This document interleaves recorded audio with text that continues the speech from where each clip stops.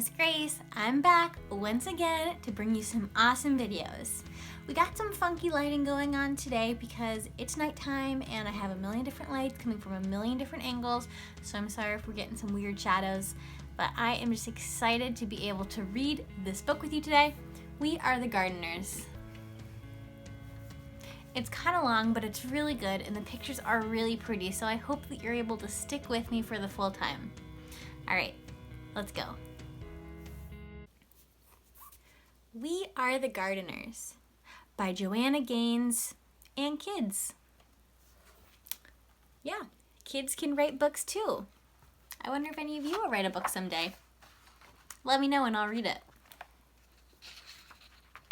Illustrated by Joanna Gaines. To our dad, you have taught us that we can do hard things and to never give up, even when we fail.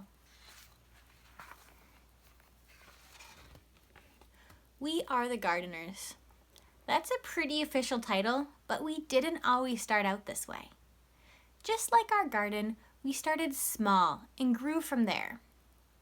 Some say that a garden just grows from seeds, but we think that it grows from trying and failing and trying again. A garden is hard work, but so is most of the good, important stuff in life.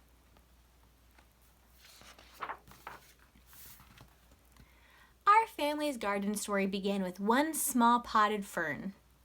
Dad stumbled upon it at the hardware store when he ran in for some supplies. He said it was just too cute to leave behind and thought it would make Mom smile. And it did.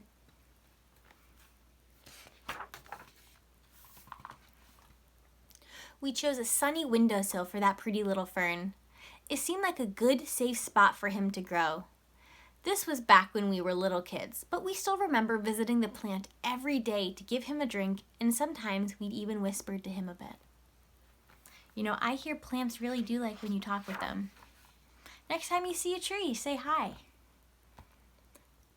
Then, plot twist, out of nowhere, our fern died. Death by overhydration. And that's just a fancy way of saying we gave him too much water. Looking back, each of us must have watered the plant each day. That's a lot of drinks for a tiny little plant. By mistake, we loved that plant to death. Some people tell themselves they are no good at something over one small failure, but no chance we were going to give up that easily. So we checked out some books from the library and we found out that ferns can be tricky and they prefer to live in a shady spot.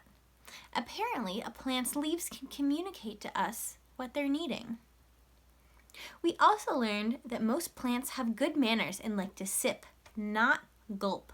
Lesson learned. So when we water our plants, we're going to pour gently, not all at once, because this book is telling us that plants don't like that.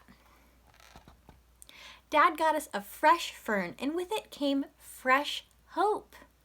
This time, we set the pot on our piano way on the other side of the room, where the sun wouldn't give him so much attention. We made a watering schedule and took turns saying a lot of nice things to our little sprout of a plant. And fern number 2 lived and thrived and grew, and finally, Mom got him a little potted friend. And then another, and then 1 or 2 more. We noticed that talking to our plants actually helped them grow bigger and stronger. We also added some songs and jokes into the mix. Unlike when we overwatered, 0 plants died from us talking too much. Pretty soon, the plants were taking over the house, and Dad said it was time to graduate to outdoor gardening. Mom was as excited about the new outdoor garden as we were, and she started talking about it with a dreamy look in her eyes. That's when Dad called a family meeting so we could come up with a real plan. Look at all of those beautiful things that the mom is thinking about. I see some peas, some carrots, some tomatoes. What do you see?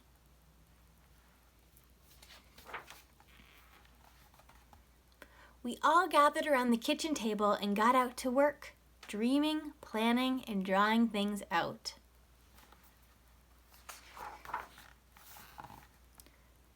We knew we needed a sunny spot, a place where the plants could sunbathe for at least 6 hours a day. We'd be red as radishes if we did that, but plants just love it. And more than that, they need it. In the garden, there is no life without light.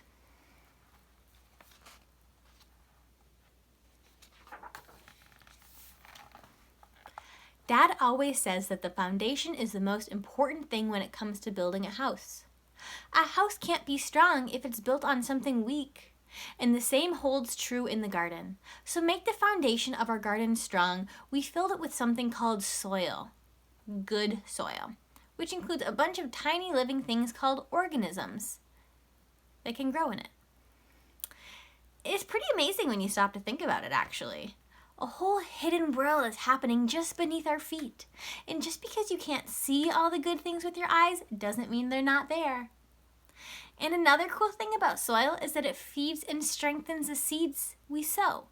And then, like a miracle, plants and flowers burst out of the ground.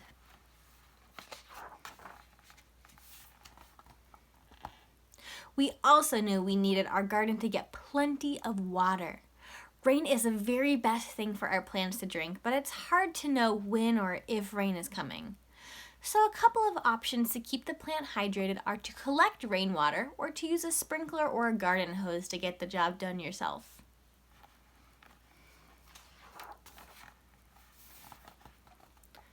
Once we had a location with plenty of full sun, good soil, and watering, we got right to work. The first thing we need, seeds. The most fun part of planning our garden was deciding what we were going to plant. We started with foods we like to eat, like strawberries and tomatoes, and then we chose some pretty flowers to keep them company. The thing about seeds is that they're everyday miracles. Everything a plant will grow up to be is already hidden inside of that little seed. We chose flowers like zinnias, sunflowers, and cosmos so that the pollinators would visit our garden. Butterflies, hummingbirds, and even bees spread pollen around from flower to flower, encouraging them to bloom. We like knowing that our little helpers are out there in nature, working with us to help our garden grow.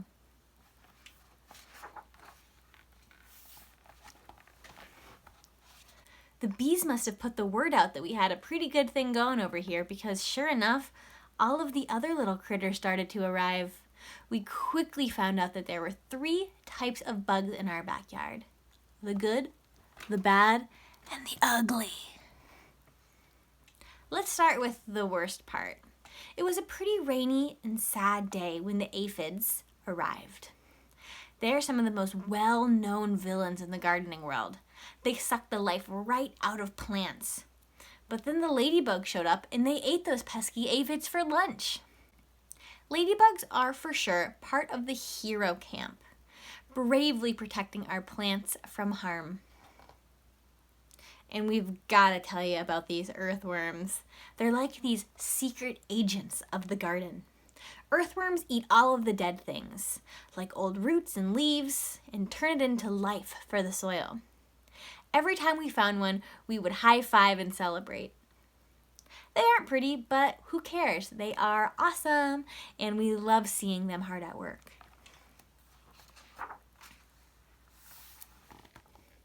We realized pretty quickly that we need to keep the weeds out. They are the true bullies of the garden. Weeds try to steal water, sunlight, and nutrients from other fruits and veggies.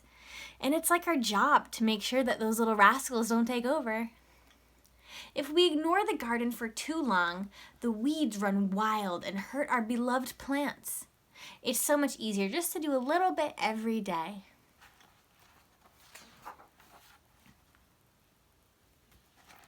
And just like that, we were officially gardeners and had a real-life garden to prove it. That garden became our pride and joy. Day in and day out, we tended to our plants, making sure they got plenty of water and sun and love. Every time a new plant sprouted up from the ground, our excitement grew right along with it.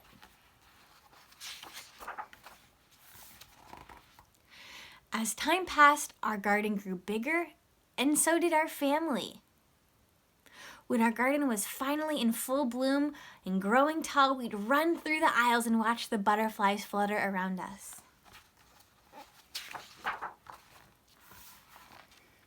But one day, as we were mid-skip, we noticed some trespassers helping themselves to lunch. And by lunch, we mean half the garden. Animals may look cute and innocent, but some of them have a sneaky side, and they can wipe out a garden in no time flat. What animals do you see in this picture? Man, there are a lot, and they did some damage for sure. The chickens ate all the vegetables, the goats ate Mom's roses, and the bunnies weren't picky at all. They ate anything in sight. Saying goodbye to the many happy plants was even harder than throwing away our very first dead fern. We debated if we should give up. Was it really worth it to start all over again? And then we remembered one very important detail. We are the gardeners. And it was our responsibility to not only grow this garden, but also to protect it. So we put up a little fence to keep the animals out, and we got back to rebuilding our garden.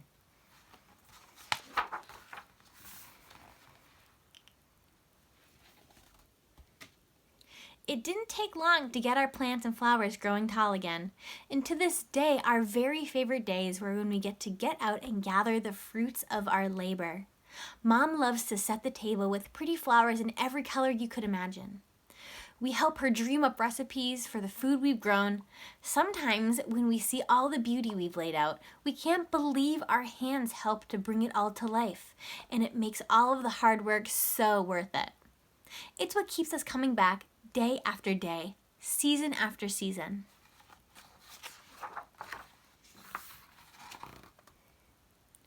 We still keep a little fern on the piano to remind us of our small beginnings. Every time we water it, we are reminded not to give up when things don't work out the first time. Because the thing is, whether one potted fern dies or half the garden is wiped out by little critters, every failure or setback teaches us something. Dad says that every hard thing we choose to do makes us braver for the next time.